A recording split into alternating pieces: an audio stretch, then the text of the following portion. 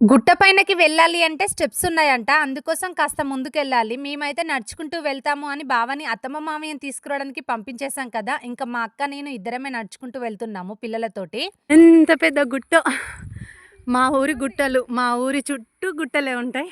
నేనొచ్చేది కూడా ఇప్పుడే first time. అవును. మా ఊరి లక్ష్మీ నరసింహస్వామి గుడి గుట్ట పైన ఉంటుంది. ప్రతి శ్రావణ మాసంలో గుట్ట పైనకి వెళ్ళి మంచిగా దర్శనం చేసుకొని వంట చేసుకొని తినేసి వస్తారు.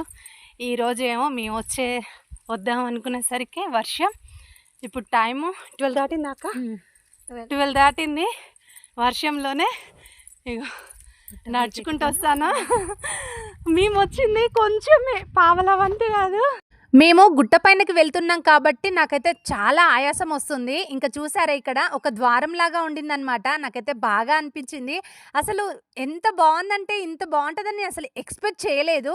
ఇంకా అలా కొంచెం ముందుకెళ్ళగానే మాకైతే కొంతమంది కనిపించారు. అప్పుడే సరిగ్గా మా మరిది, మా తోటికోడలు కూడా వచ్చారనమాట. మేమందరం కలిసి గుట్ట పైనకి చాలా ఎంజాయ్ చేస్తూ ఎక్కాము. అవన్నీ ముందు వీడియోస్లో మీకు అన్నీ షేర్ చేస్తూనే ఉంటాను. తప్పకుండా వీడియో నచ్చితే లైక్ ఇవ్వండి, ఛానల్ని సబ్స్క్రైబ్ చేసుకోండి. Thank you.